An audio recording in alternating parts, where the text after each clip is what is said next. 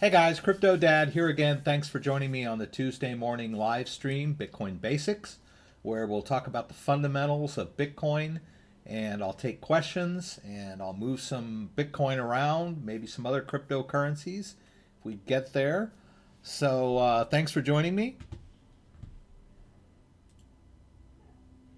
All right, so it's Tuesday morning here in Grand Rapids, Michigan, and I recently, over the weekend, reformatted my computer.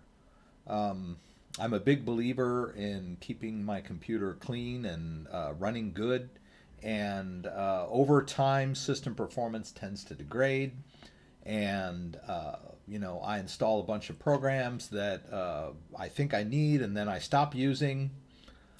So occasionally I do a complete wipe of my hard disk, reformat, low level, and reinstall Windows from scratch, and then reinstall all my applications, and restore all my docs and everything to make a fresh start. So I was a little worried about the all of the things that I needed to do my live streams, and just before I started, I realized that I did not have my phone sharing app, so I took care of that.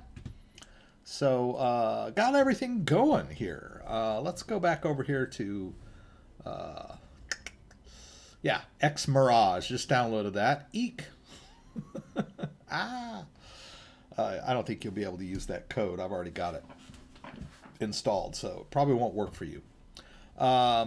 Anyway, it's a good day. Hello, Scott. I saw you jumped in there. That's great. I'm going to pop out chat and move it over to the side where I can kind of keep an eye on what's going on. Storm is upon us. No mean it's storming in Honolulu. We had a storm yesterday in Grand Rapids. Actually, lower Michigan had high winds, but it was mostly in the eastern part near the thumb of Michigan. Is it that way? Yeah, I think it's that way if you're looking at it. Right? There's Detroit's right here. Grand Rapids is over here. Anyway, so we didn't get much. I mean, there was all kinds of warnings that the power was going to go out and that kind of stuff, but it didn't happen. Pardon me. But there was some snow this morning, if you can believe that. Pretty cool. All right, John Witt's here from Fowlerville, Michigan, which I think we Googled that. It's just east of Lansing, if I remember. Sunday, Japan. Wow, that's cool. 3 o'clock in the afternoon in Holland. Wow, we got a nice international mixture going on here today. So let's start with what Bitcoin is, and as I babble on, maybe you guys can think of some specific questions. Let's go to Mastering Bitcoin. Anyone can Google this. It's open source. You can buy the book, which is great. I don't know, I've got it laying around over here somewhere. But the first edition is online on GitHub. And when you go to their GitHub site, you can download the entire book to your computer if you so desire. But you can also kind of read it online here, right? So let's see here. We'll start with how Bitcoin works, right? Bitcoin is a decentralized... let's see. Well, let's get it all in one mouthful. A decentralized cryptocurrency, right? That's like the easiest way to say it. It's based on the science of cryptography. So it uses mathematical features or operations to secure and run its network. It was created in 2008. The first Genesis block was built online or mined, so to speak, as we say, in 2009. That was called the Genesis block. So it is a cryptographic ledger that is protected by advanced mathematics so that it cannot be altered. any of you that have watched things on my channel where I download software and do the cryptographic verification, that's very similar. It uses mathematical functions called hashes, which basically takes a file, a group, a bunch of information, and does a mathematical transformation on that file and generates a hash, which is a long number. Now that sounds kind of weird, but the practical upshot of that is that if I take that original file, let's say it's a document, like a Word document, and I alter one little character in that file, and then run that same mathematical transformation on it to generate, let's say, the 256 hash.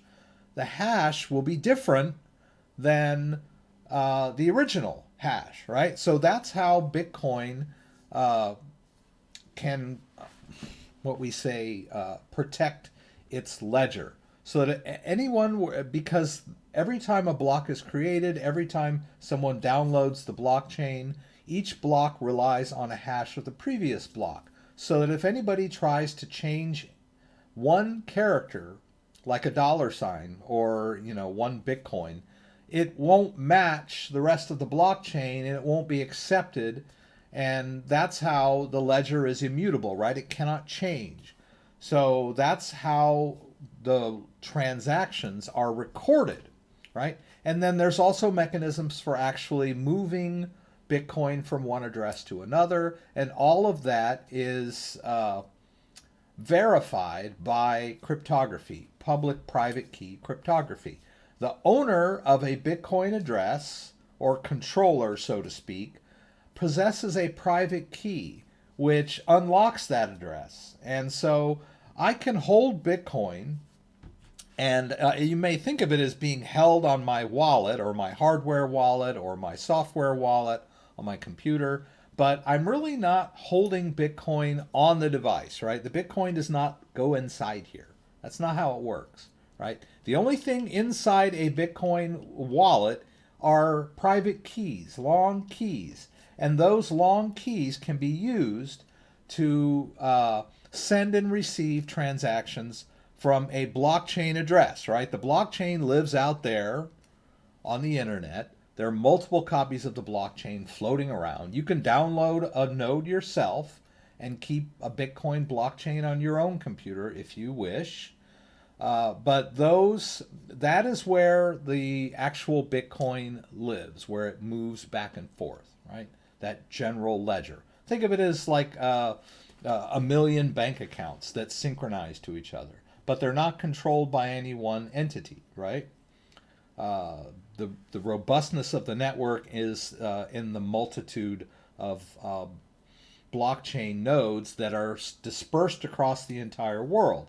And like I said, all of those blockchains match each other because they're verified with a hash, a cryptographic hash, to ensure that they are a good and a good copy of the blockchain node, right? So pretty cool stuff, right? How Bitcoin works. Now you can buy Bitcoin, you can send and receive Bitcoin, you can hold Bitcoin in your own wallet, you can sell Bitcoin for cash if you want. So Bitcoin has value, right? It's like a commodity, it's like a stock. You can buy it and possess it.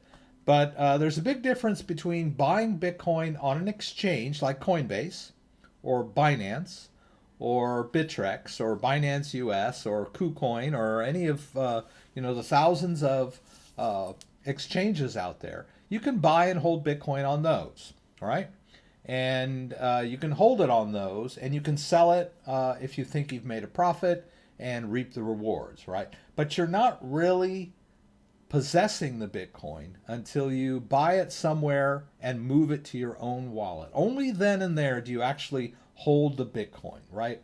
Only when you possess that private key can you say that you actually own it, right? Because if you've got your Bitcoin on Coinbase and Coinbase goes belly up, boom, your Bitcoin is gone.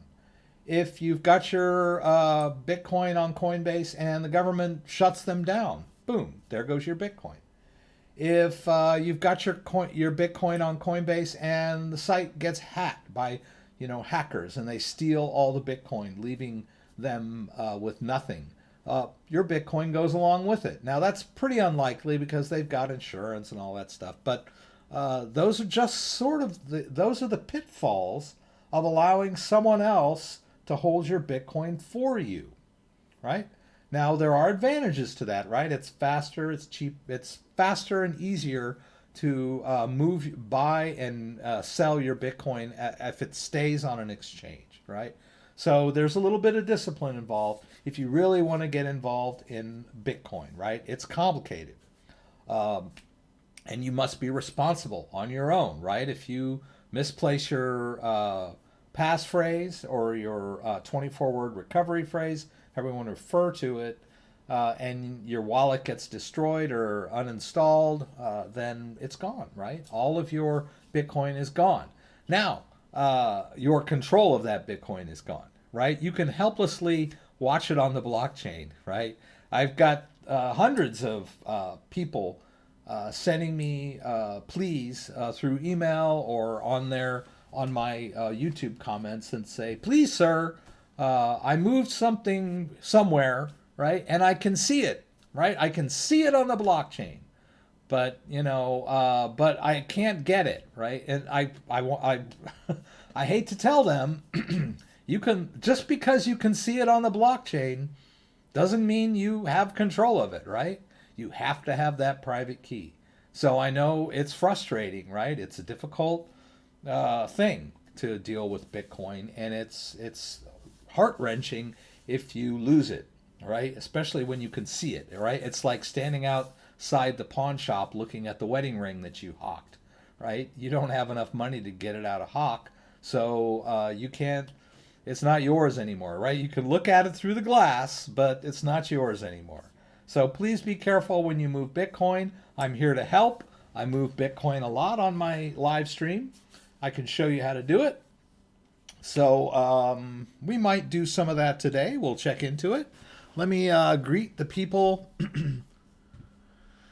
A spammer already. Wow, that's pretty crazy. All right. So LTC Perosi, good morning. Smash the like button. Yes. Hello from Ecuador. MD Monjuri, hello. It's nice to have you here. James Blog is here. Okay, that's good. Are the hardware wallets compatible, e.g., the same 24 words on Ledger and Trezor, or is it a different protocol? Very good question, James. They are compatible. The BIP39 is a protocol. Now, there are many, pardon me, having some trouble here. BIP stands for Bitcoin Improvement Protocol, and there are many of them. BIP39 is kind of one of the big ones because it defines seed phrases, and we can generate a random one here. Let's generate a random 24, right? And basically, this is a seed phrase. Now, I've just created a private key for an address out there on the Bitcoin blockchain. It's kind of weird that you can do that, right? It's kind of like saying I can just randomly generate a title to or a deed to a piece of land and just stake it out, right?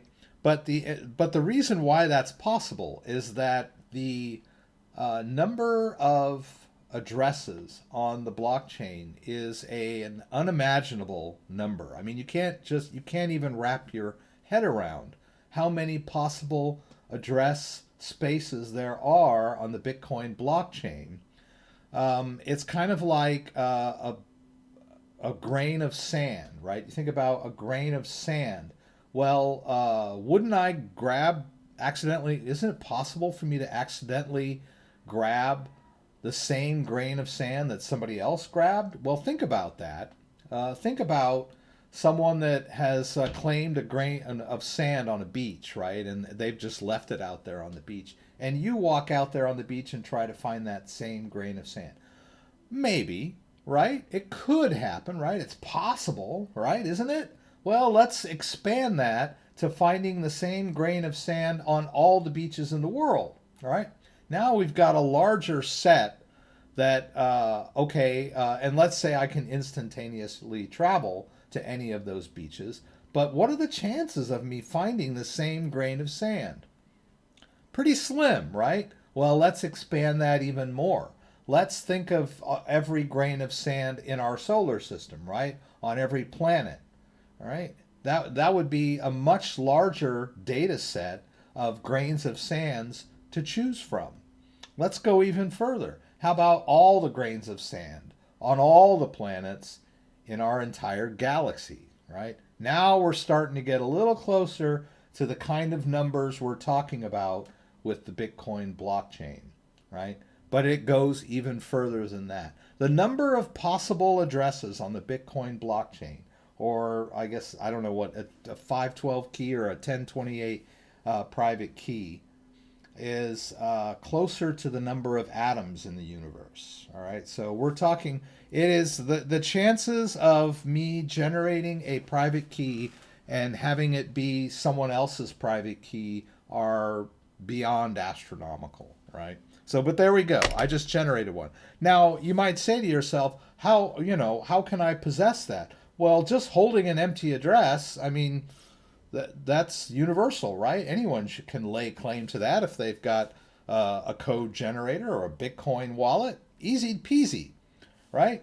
The trick is it's empty when you claim it, right? It's just an empty wallet. So you got to buy some Bitcoin somewhere and put it in that wallet for that wallet to even, have any value for you, really.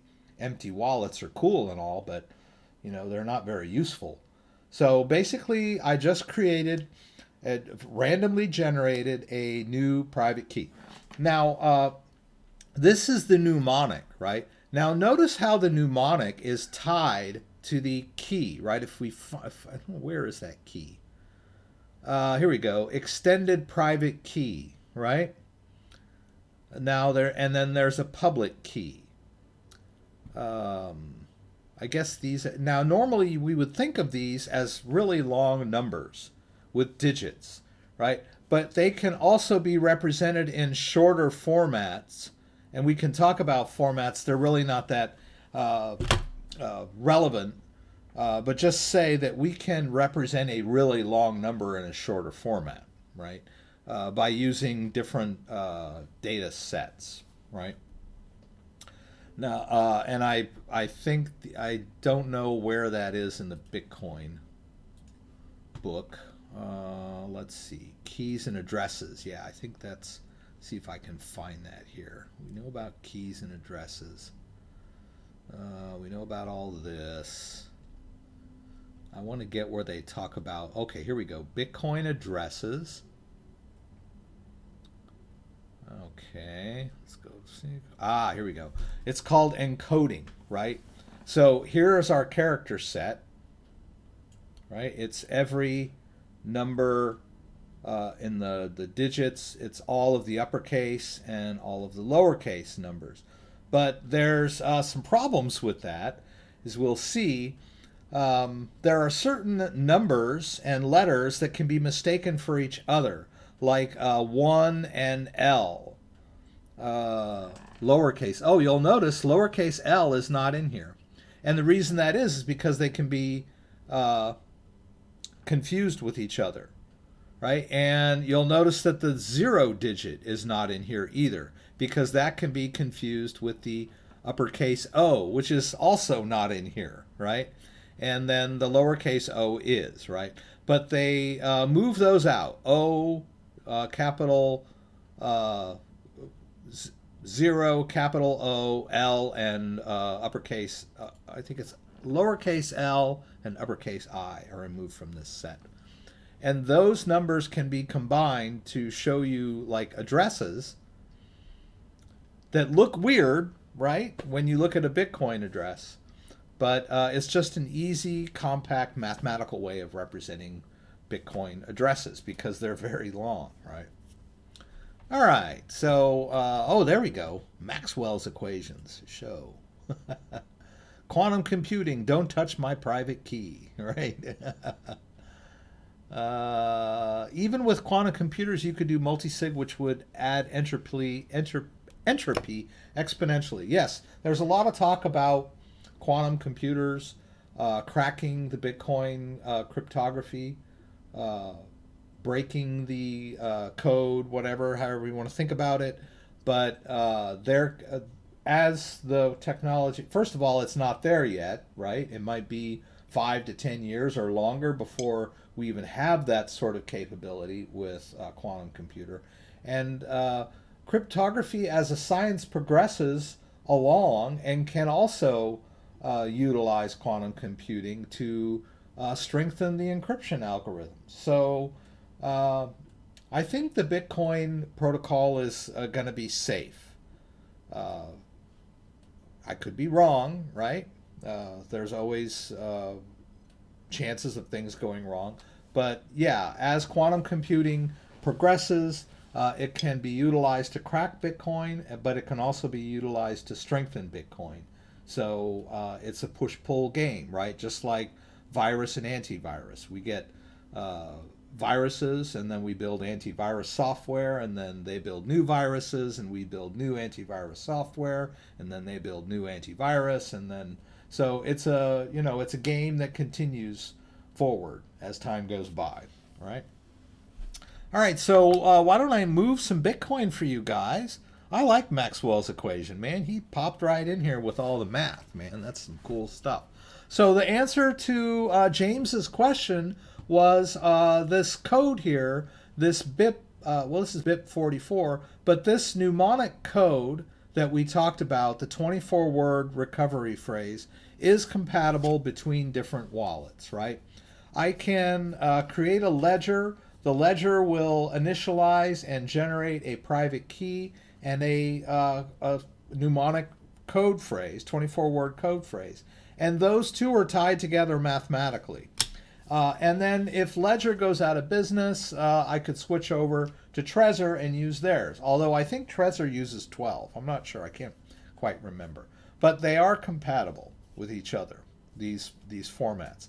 Now, you might not be able to use all of them, right, in one wallet, right? So let's say I've got 15 different cryptocurrencies on my Ledger. Ledger goes out of business. Ledger doesn't function anymore. But as long as I have this 24-word recovery phrase, I can use some of these. I might be able to use this 24-word recovery phrase on one multi-cryptocurrency wallet to restore all of my wallets. But I could do it piecemeal too. You'll notice here this is Coin Bitcoin, right? So I can switch to Ethereum. Let's go down to Ethereum, right? Same mnemonic, but different private keys, right, for an Ethereum wallet. So the ledger uses that one mnemonic and private key or master private key to generate all these different wallets. But you can do the same thing mathematically here on this using this tool. Now, you wouldn't want to use this tool online. You should use it offline if you're going to use it for regenerating private keys. But I've used it before to recover cryptocurrency. It is possible, right? I had a friend of mine that accidentally sent a coin to an Ethereum address, but that coin was no longer an ERC20 token. That coin had its own blockchain. So, but it still used the Ethereum address format. So when he sent that coin to his Ethereum wallet on his ledger, it disappeared, right? It was gone. But I was able to take the 24-word recovery phrase of that ledger and generate an Ethereum private key, which allowed him to paste into the wallet of the new cryptocurrency and recover, right? So, yes, the 24-word recovery phrase follows an industry standard mnemonic code, the BIP 39 standard. There are a lot of Bitcoin, but they're industry standards. All right. So they're not proprietary, right? And this is all open source and free to use and all that good stuff. All right. All right. I have a question, but it's another topic. What happens if prices increase and the network will be used much more? Wouldn't transaction fees go up to 200K? That's a pretty good question. I think in 2017 we had, I don't know that we had the large transaction fees were the problem. And if you recall in 2017, when Bitcoin hit its all-time high near the end of that year, there was a lot of interest in Bitcoin, and there were a lot of people piling in to Bitcoin, and the Bitcoin blockchain was overwhelmed at that point. Transactions were taking much longer than usual. Sometimes it would take days to move Bitcoin from one place to another, but usually on exchanges, right? It had the Bitcoin blockchain was okay if you were moving Bitcoin from one blockchain address to another, but even that was a little overloaded. But since then, the Bitcoin network has become more robust, right? We talk about, and I can't remember the terms, but we talk about as the Bitcoin network grows, the processing power of the virtual machine also grows.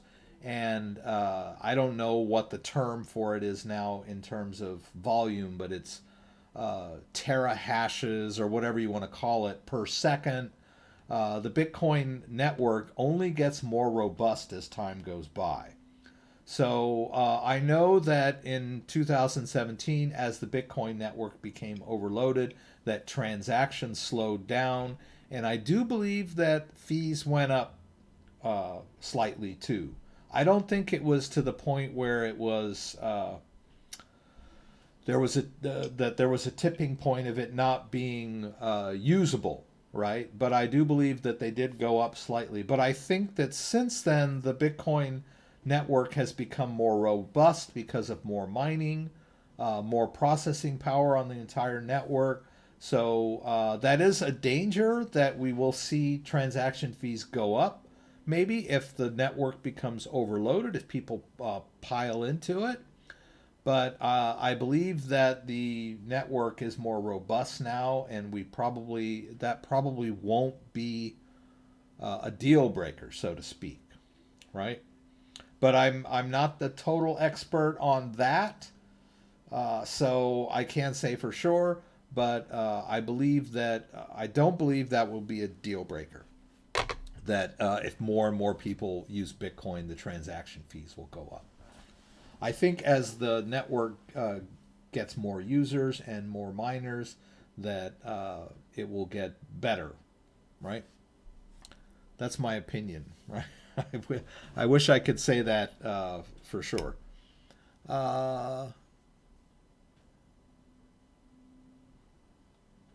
Yeah, I can understand that, Nicholas. Yes, I agree. Um, but there are other advantages to using Bitcoin besides just network fees and the speed of the network, right? Bitcoin is always getting compared to the credit card and banking transactions, right?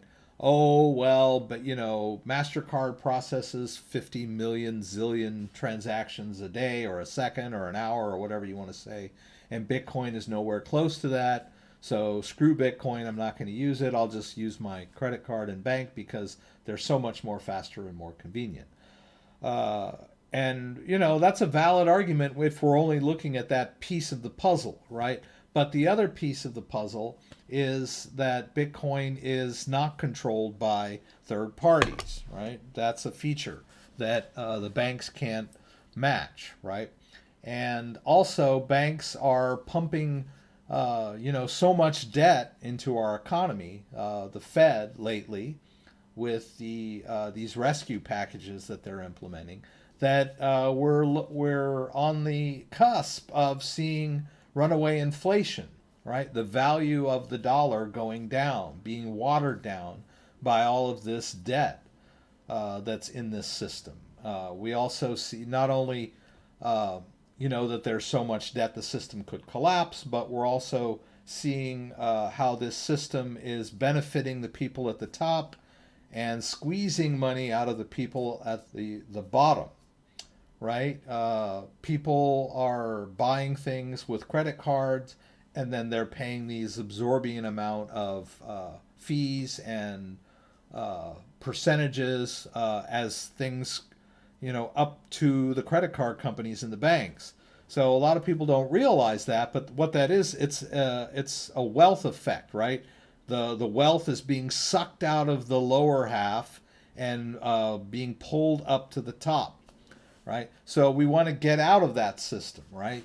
We want a better system. We want a more equitable system, a more decentralized system, a non-inflationary type system. So Bitcoin has all of those benefits. So you take your choice, right? And it remains to be seen whether, if more and more people use Bitcoin, if the let's call it the network fees go up. As it stands now, the network fees are negligible compared to other types of fees that I might incur. So on present day, Bitcoin has banks and credit cards beat as it stands right now. Now, we could worry about the future and say, oh, it may not always be that way, but as it stands right now, Bitcoin network fees are negligible, right? We can demonstrate that a little bit. All right, can the extended public key, XPub key of a wallet give a person access to the crypto in your wallet? Very good question, Steve. Very, very good question. The XPub key. Right? Now, the XPub key is a little bit more information than a single address, right? But, and let me go back here. I think we were here. I remember seeing this graphic. It's a very simple graphic, right? So this is how Bitcoin operates. This is how public key encryption operates, more to the point. We have a private key that gets randomly generated. You saw me do one over here, right? Boom. Just generated a new random key, right? Okay, so we have a random private key that gets generated.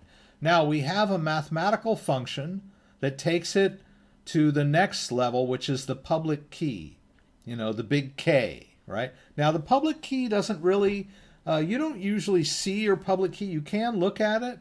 It gets attached to outgoing transactions, but it's really not the receiving address. That is one more step, the hashing function one way, the big A, the Bitcoin address. Now, the interesting thing about how this math works is that it's very easy to take a private key and derive a public key.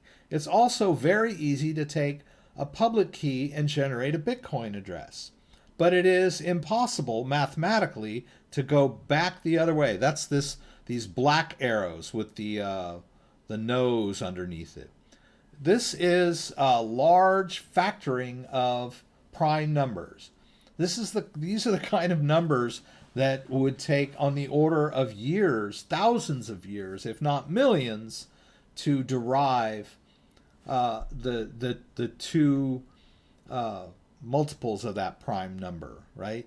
You can't do it unless you simply try every combination. And trying every combination in order to factor these huge prime numbers would take years, an inordinate amount of time, right? That wouldn't be worth it for anyone trying to do it, right? So the Bitcoin, this is where we are with that pub key, right? You've got these A's that are the individual receiving addresses that your wallet might generate, but that pub key lives here in this neighborhood. It's still a public address. Even though it's an XPub key, it gives you a better overview of all of the receiving addresses of the wallet. It is still a public address, right? There is no way that anyone can derive your private key out from that XPub key, right? It's still, the XPub key is still an address, right? It's not even the public key.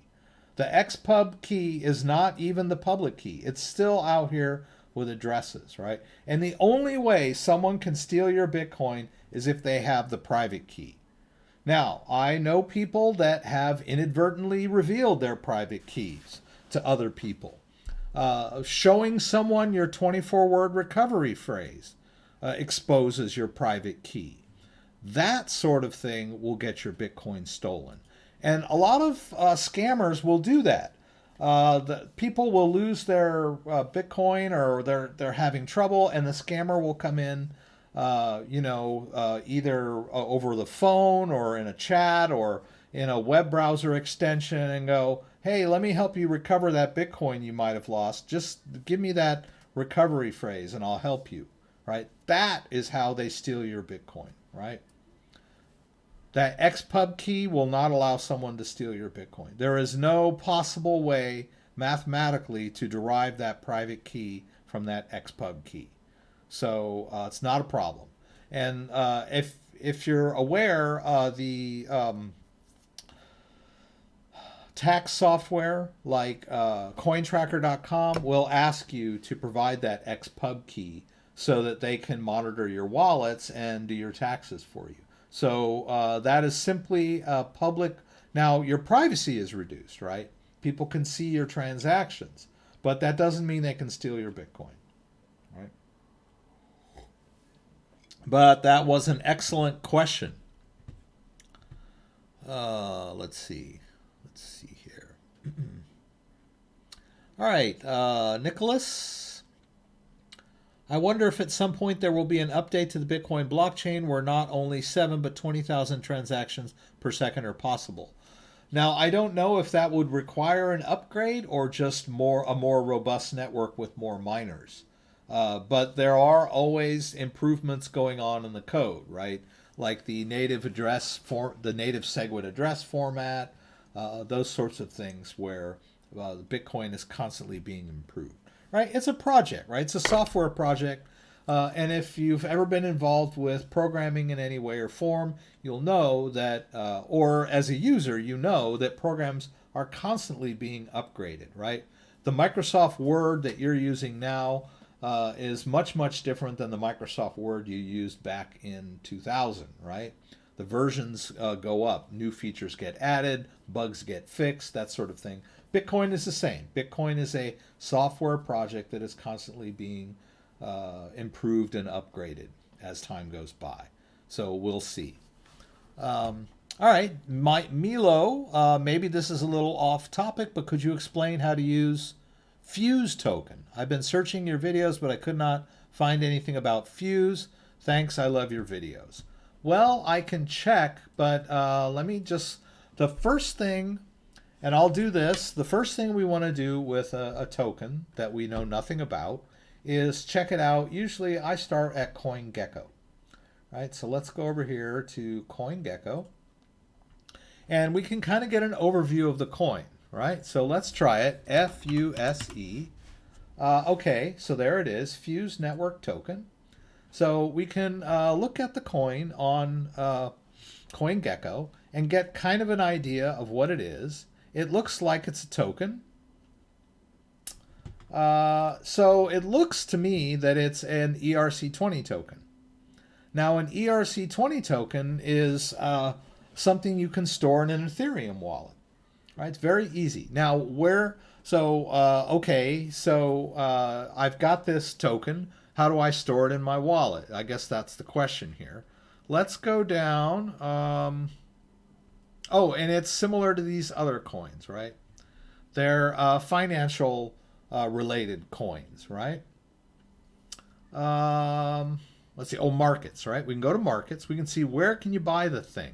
All right. Well, it looks like it might be a little difficult to get your hands on it because it's not supported on any exchanges that I'm aware of at the moment, right? So that's a red flag, right? If you can't buy it anywhere, it's so new, it's not really supported yet, then that could be a problem, right? How are you going to buy this thing? It might be one of those things where you have to like join and they'll like issue tokens, or it's not live yet. There's all kinds of reasons why. So it looks kind of, and you have to be careful for some of these coins. They could be like pyramid schemes, right? Decentralized finance, upgrading how payments work, toolkit for payments, blockchain without compromising user experience. Let's get rid of that. Onboard users to your decentralized finance. Open source crop platform, multilingual, give it a test. Frictionless onboarding. All right, connect wallet. I don't know what they're talking about here. Okay. Looks like all kinds of great ideas and graphics and all that good stuff, but I don't really see. Let's see. Create a custom. I'm going to create a custom community. It might be similar to. Let's see. All right. Oh, okay. So they want me to use MetaMask, which is an Ethereum-based wallet, right? So still, I don't know where you can get this coin, right? You may not be able to get it anywhere. But it looks like an ERC20 token, which we can store on in an ERC20 wallet, right? An Ethereum wallet. If I could buy this token somewhere, I don't know where I can buy it. Let's look at accounts here. Let's look at Ethereum main. Now, in my Ledger Live wallet interface here, let me do this. Let's get this out of the way. I can store multiple, and then there's Polymath. Remember, if we looked at where we were here on CoinGecko, let's go back here to the home, the overview. You'll notice they said it was similar to Polymath, right? So I have some Polymath in an ERC20 token. So if I had a bunch of Fuse tokens somewhere, right? If I could go somewhere and buy some Fuse tokens, I could easily just store them in my Ethereum main wallet, right? I go add token. Let's see if Fuse is in there yet. Yeah, it doesn't look like it. Is that it? FU Fusion? I don't think so. This is different, right? This is FUSE. I hope I'm on there.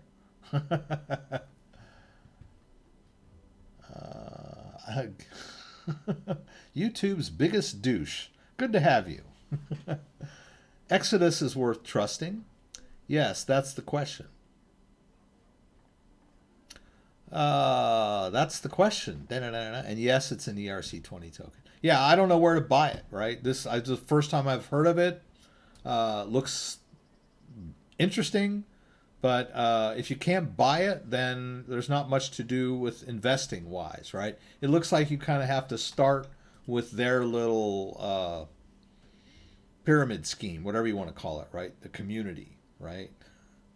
I don't know. So I'd have to look into it a little more. But like I said, I don't see anywhere to buy it, so I don't know how you can invest in it, right?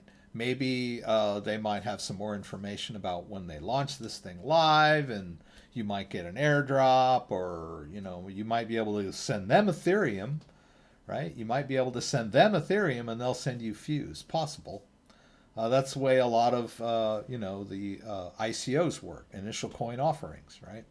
You were able to buy the coin when they created the smart contract, and then you paid them Ethereum and you got the coin, right? Before it was available on exchanges, right? And some people got rich doing that, right? There were a lot of ERC20 tokens like BAT that you could buy ahead of time on the initial coin offering, and then when it became available on exchanges, you were able to sell it. A lot of people got rich. There were a lot of initial coin offerings back then. Now ICOs have bad reputations, so they're a little different now. Well, hello, Kathy Marigold Small. It's been a while. Thanks for the tip. I appreciate it. You might throw out a question, Kathy, if you like. But yeah, that's about as far as I can go with Fuse. Blockchain and cryptocurrencies should be taught at school. In addition to history lessons, future technologies would also have to be taught. As a matter of fact, I believe France teaches blockchain technology in their schools, if I'm not mistaken. So yeah, I believe it should be part of the curriculum. Just like math is part of the curriculum of someone that goes through K through 12, I believe cryptography should also be taught in school as well. And then if you understand cryptography or you've been exposed to cryptography, it's much easier to wrap your head around blockchain and other cryptocurrencies, right? They're built on that technology. So if you have a fundamental understanding of math, and then you've learned, trigonometry, geometry, calculus, you should also be taught cryptography, right? It's a new branch of mathematics that just really came into mainstream use in the 1970s, right? Very new branch of mathematics made possible by high-speed computing technology, right? So yeah, I believe that cryptography and or blockchain and Bitcoin should also be taught in school, right? The sooner the better, right? All right. Yes, long times. Good to have you, Kathy. Mia, now that you say it out loud, it seems fishy. Thanks for taking the time. No problem. Agree. Should be in school. Right. Let's log into Coinbase real quick. Actually, no. Let's log into Cash App. Now, the reason I like Cash App is because it's simple, it's easy to use, and the fees are pretty low for buying Bitcoin, right? So let's buy some Bitcoin using the Cash App. So Cash App is an app that you can download on your phone. Starting issuing government. No. I don't need all that.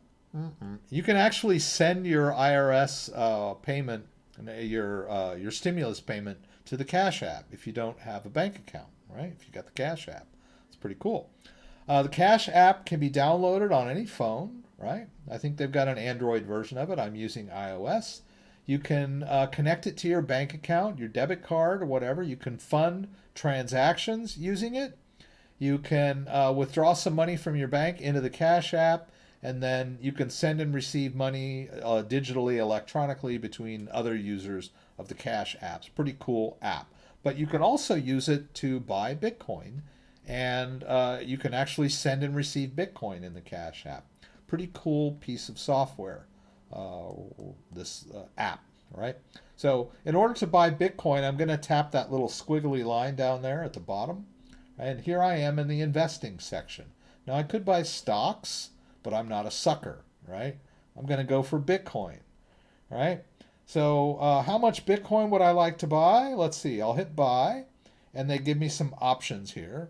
Let's buy $50 worth of Bitcoin. We'll hit next. Face ID comes up, right? I want to confirm this purchase. Look at my fee, $1.14, right? Coinbase would charge me like $2.99 to buy $50 worth of Bitcoin, right? So I like the Cash App better. Now it's telling me that Bitcoin is 69.08 right now. Let's see if that's the case. Right, let's go over here to our price charts. See what CoinMarketCap.com is telling us. 68.89, right? So the price of Bitcoin on the Cash App is slightly higher than what CoinMarketCap is telling me, right? So some people say that their market price of Bitcoin is slightly higher, so that that's why their fees are cheaper. But that's pretty negligible. What was it? 889, so it's 69. Yeah, we're only talking about like 10, $15 worth of difference. Not huge, right? Not going to make a huge dent in my wallet. So I'll hit confirm here, and it's going to tell me that I've got some Bitcoin in my wallet shortly. All right, there we go. So I purchased 0.007 worth of Bitcoin. Let's hit done. All right, now there's the Bitcoin in my wallet. Pretty cool. Now I'm going to go over to another interface, which is in the left bottom corner. It looks like a little bank building, right? I'm going to tap that. Now I can see my cash balance, right? Now they've got routing information for me to send money to this from the IRS, which I'll move it. Now below there, we can, now it says got zero cash, right? I have zero money, I have zero cash, dollars in my Cash App. But down there where it says Bitcoin, I can tap that, and lo and behold, there's my Bitcoin, right? Now, here's the cool part of the Cash App. See down there, it's got my BTC address, it's got my deposit Bitcoin, withdrawal Bitcoin. So this can be used as a Bitcoin wallet, but it is a custodial wallet, right? They control the private key. Sure, I can move Bitcoin in and out of it, right? But I don't control the private key. They do. This is not a non-custodial wallet, which would, I would have a seed phrase, backup phrase. This is not that kind of wallet. It's cool, everything, and I love it. I like to use it. It's great for buying Bitcoin, but it's not where I would store my Bitcoin long term, right? I would rather store my Bitcoin in my Ledger Live. So let's go to Ledger Live. Let's go to my accounts. And let's see. I will use this one. Bitcoin Native Segwit 6, right? I don't like that name, right? Let's go over here to the edit account and let's just change that to, let's call this one Bitcoin main, right? I'm going to use this as my main account right now. It's a native Segwit address format, right? So when you generate addresses using this type of wallet, they will start with BC1. So I want to hit receive, and I'll hit continue here.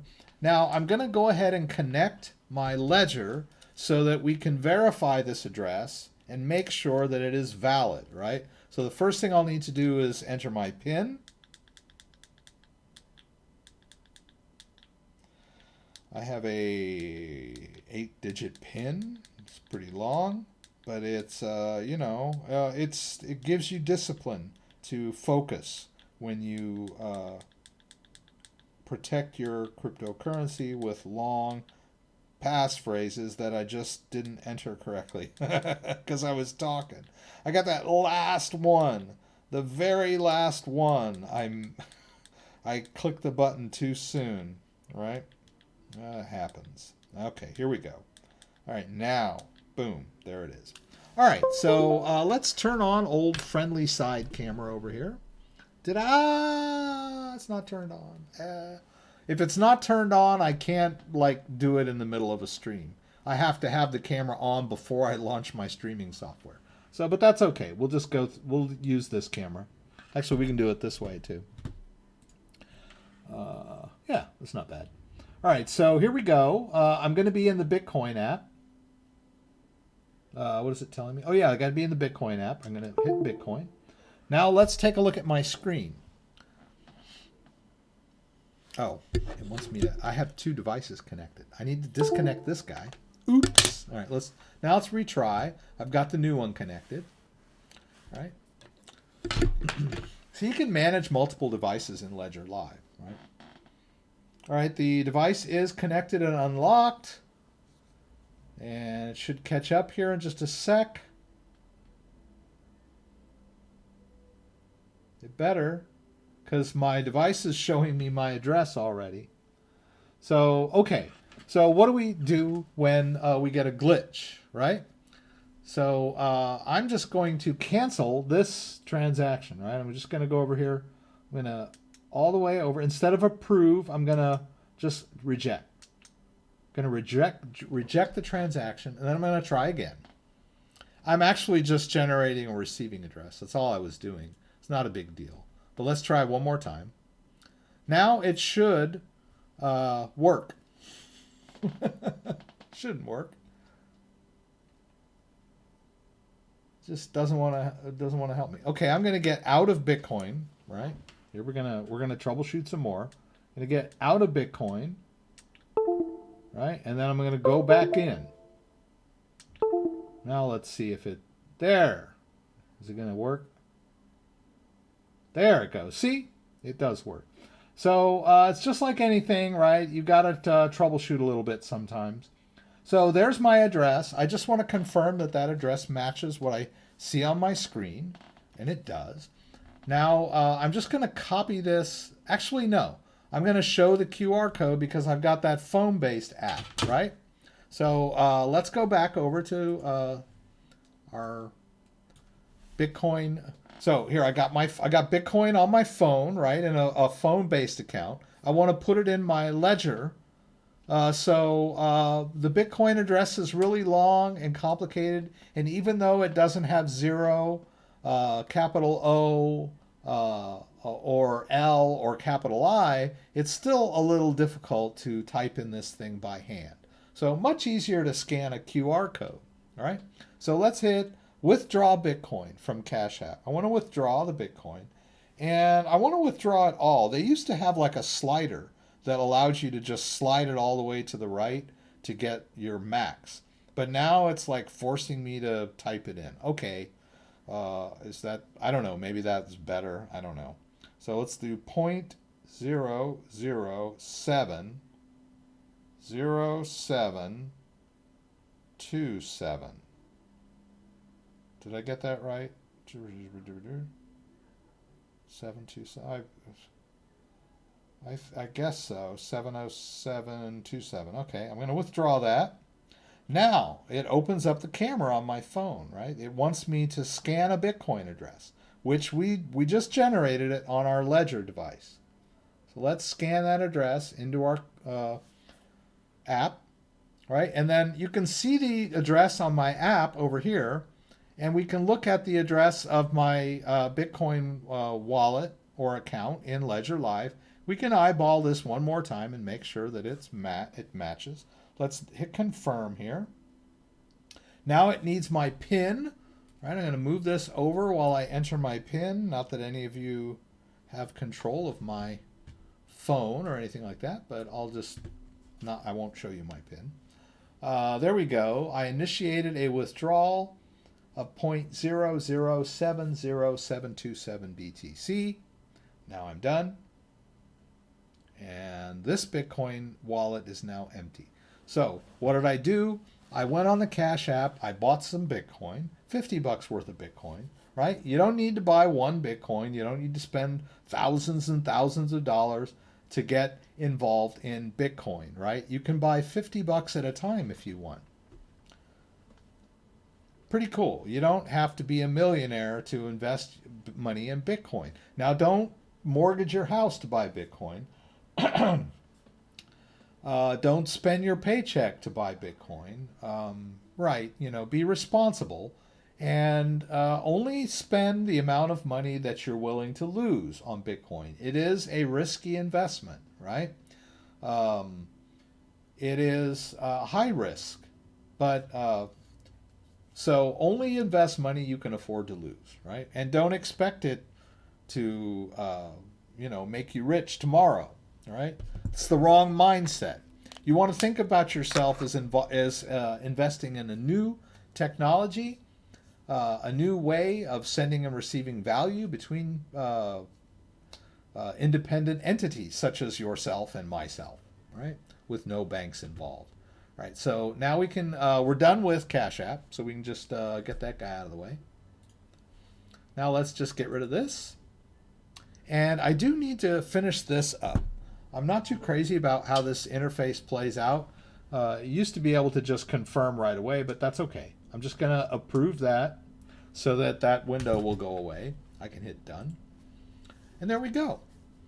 So what about, let's check on, let's see here. While we're waiting for that Bitcoin to arrive in our wallet, let's check CoinSwitch Pro.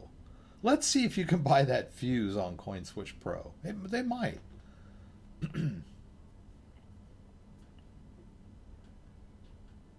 All right, so I've got Bitcoin, right? And what was it? It was 0.00788 was about $50 worth of Bitcoin. I must have bought $50 worth of something last time, all right? Let's try fuse. FUSE. Oh, you can't even buy it on CoinSwitch Pro, right? So probably, wait until it either dive in by directly with them and hope that it has some value at some point in the future, or wait for Fuse to become more supported on other exchanges. Now, I know CoinSwitch Pro will allow you to buy some pretty obscure coins that you can't find elsewhere. So CoinSwitch Pro is a good place to look for those, newer coins, right? The ones that aren't available more universally. So you can't find it on CoinSwitch Pro yet. Now, the reason I like Coinbase or CoinSwitch Pro is that you don't have to sign up for a an account to trade cryptocurrencies on CoinSwitch Pro. All right. All I need is to have some cryptocurrencies in, already. Although I think you can buy crypto using US dollars, and I guess at some point they would probably ask you for a credit card, right? Let's try that. Let's see what happens here. Will they even let me buy $20? Yeah. All right. So yeah, I'm gonna have to use at least. Oh, they had auto-filled the minimum in there, right? So let's see what they do here. Okay. So they're gonna want me to enter all this stuff in here. I'm not a big fan of Simplex. I tried to use it before. Simplex is a third-party payment processing service, and I've had a problem with them in the past, right? Even though it's not available right now. I had problem validating myself on their network. I was like, had to provide a selfie and do all kinds of stuff in order to make this happen, right? But if you just already have cryptocurrencies, then CoinSwitch Pro is a great place to just trade cryptocurrencies. All right, let's see if there's any other questions here. Let's keep an eye over here. Oh, look, our Bitcoin has already arrived, right? So there we go. We received Bitcoin, $49.13. Now, it ended up being more than what it showed me on Coinbase, or I'm sorry, on Cash App, right? So let's see. I'll show you that again. What did Cash App say it was? Cash App said, if we look in history, it shows that I purchased it. It doesn't show me. Is that today? No, that's earlier. Right, it doesn't show the withdrawal yet. Huh. You can buy all kinds of cool. You can do all kinds of cool stuff with Cash App.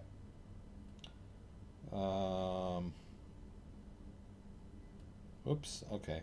Yeah, I don't see that outgoing transaction, but I do recall that it was 48 something worth of Bitcoin, and now in Ledger Live told me it's like $49.11. Now that could be that the price of Bitcoin fluctuated between one place and the other, but it's more likely the way that they're getting the price of Bitcoin, right? They're querying different exchanges to get the current price of Bitcoin, right? So don't get all freaked out when you transfer Bitcoin from one place to another, and Ledger Live says it's less. When you go, oh my God, what happened to that 3 cents? And you start freaking out. It's better to take these things. Just look at the amount, right? 0.007073. The Cash App did take their little cut when I did my withdrawal, right? So we're going to have to deal with that, all right? But we deal with that normal. But that wasn't a blockchain fee, right? Cash App withdrew their own or charged their own fee, and I think they absorb the blockchain fees. That's what most exchanges do, right? They're the one, they have to pay the blockchain fees when they transfer funds, and they usually charge you a premium on that withdrawal fee, right? So, but if I were to simply move Bitcoin from one place to another, then my fees are going to be much lower. So I can do that. Let me see if there's any crazy questions. Yeah, I think things are going good. When spammers join, and hi Chadwick. uh, What's your thoughts on Bitcoin SV utility? I really I have to say I'm not a huge believer in Bitcoin SV. Um, I just I don't know why. I mean, they claim to be the real Bitcoin and all that stuff, but you know, when you think about what's real and what's not real, look at the price. You know, the price of BTC is like 7,000, where Bitcoin SV is worth a lot less, right? So the kind of the proof is in the pudding, right? But there's a lot of animosity between people in one camp or the other as far as Bitcoin SV goes, right? But I'm not a big fan of it. In order to, it's difficult to buy, it's difficult to store. Not too many. I don't believe Ledger supports Bitcoin SV, so not a huge fan, I have to say. Um, Oh, did I misspell fuse? Is it fuse? Fuse? Or did Scott say? I thought it was FUSZ. FUSE. I think that's what it was earlier. We talked about it.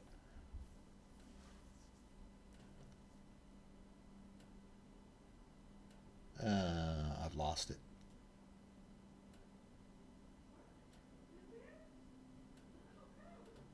Yeah, FUSE. Yeah. It's not fuzz. Chadwick's here. Yes, I saw you. I said hello. That's good. What are your thoughts on Bitcoin SV? Okay, that's it. Brahma's here. He's new. That's great to have you. Let's move some Bitcoin from one place to another, right? I'm going to end with this. I've been at this longer than an hour. That's pretty cool. All right, so let's take a look at what happens when we move Bitcoin from one Bitcoin-based wallet to another, right? There are no exchanges involved, right? I'm moving Bitcoin from one address to another, right? I've got an account here where I've got some long-term Bitcoin stored, and I'm just going to do a receive on that guy, and I'm going to say I don't have the device. This one is a different ledger. So I'm going to hit copy and copy that address into my clipboard. Right, and then we'll just close this out. Now let's go over back to accounts. Let's go over here to this Bitcoin main, and let's send this to that other account. All right, so let's hit send. We'll paste in that address of the other Bitcoin wallet. I'm sending my Bitcoin from one wallet to another. Right? Nothing could be simpler. Right? We'll hit continue here. Now I'll send the max amount of Bitcoin. Now look at our network fees. 0.0, I can't, 0.1, 2, 3, 4, 5, 584. So let's see. 1, 2, 3, 4, 5, 584. All right. 1, 2, 3, 4, 5, 584. 4 cents, right? Is that right? Let's take a look at that. 1, 2, 3, 4, 5, 584. All right, so the Bitcoin mining fee or transaction fee or network fee, the decentralized fee that I incur on the Bitcoin blockchain network to move funds from one place to another is 4 cents for $50. Not bad. All right. Now, I could pay even less, right, if I wanted to. I could even go down low. But the problem with is that it might not get mined on the network if my network fee is too low, right? So I have the choice to pay no fee at all or a very, very low fee, but the miners that are processing transactions also have choice to not process my transaction because the fee is so low. Bitcoin miners will prioritize transactions based on the fees, right? So if you want your transaction to process faster, you can pay a high fee. I'm just going to keep it the way it is here. We'll hit continue. Right? There's an overview. There's that really low fee. It's going to take, I must have subtracted it from my total since I did send max, right? We'll hit continue here. All right, now I need to sign the transaction. This is where having the private key comes into play, right? I am the only person that can move Bitcoin out of this wallet because I control the private key. The private key is stored inside this device. In order for me to sign it, right, I have to review it, right? I'm going to use the buttons here. I'm going to move over to, there's the amount, right? There's the address I'm sending to. There's the fees I will incur, which I will accept. Now I click accept and send, and now I've signed the transaction, all right? That is the security of the Bitcoin blockchain network, is that only the person that has the private key can approve moving Bitcoin from one place to another, right? And there we go. Let's watch this. It's going to go to 0. Let's go back over to this account.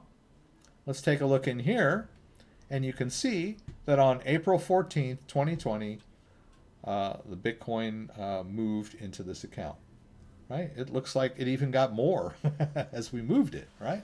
So that's pretty cool. Right? So moving Bitcoin from one place to another on the blockchain from one personal wallet to another personal wallet incurs very low fees and happens very quickly, right? It maybe not be able to process as many transactions per second, per hour, per day as the financial network does, like the Visa MasterCard network, right, or the bank network or whatever, but much cheaper. And a different paradigm, right? A decentralized paradigm. And try transferring $100 to your friend in the Philippines, right? That's going to cost you an arm and a leg, and that might take 3 or 4 days. But if I want to send $50 or worth of Bitcoin to my friend in the Philippines, if that wallet were in the Philippines that I just did, they would have it already, right? That's another advantage of Bitcoin. Fast, worldwide transactions, right? I can send Bitcoin across the room or across the world with the same ease, right? Pretty cool paradigm. I hope you guys enjoyed the live stream. I hope I got your questions answered. Like and subscribe, all that good stuff. Don't forget, I do this same thing on Friday nights, 8 p.m. Eastern Standard Time. Please join me for the live Q&A from Michigan, where we'll talk about Bitcoin, we'll talk about the markets, we'll talk about cryptography in general, and I'll take your questions, and I'll move Bitcoin and other cryptocurrencies around. So I hope to see you there. And don't forget to join me here again next week, roughly 9 a.m. on Tuesday morning, Eastern Standard Time. If you like this video, give me a thumbs up. If you'd like to subscribe to my channel, I would appreciate it. When you subscribe, there's a little bell that you can click that will allow you to be alerted whenever I post new content. Once again, thanks for joining me, and hope to see you again soon.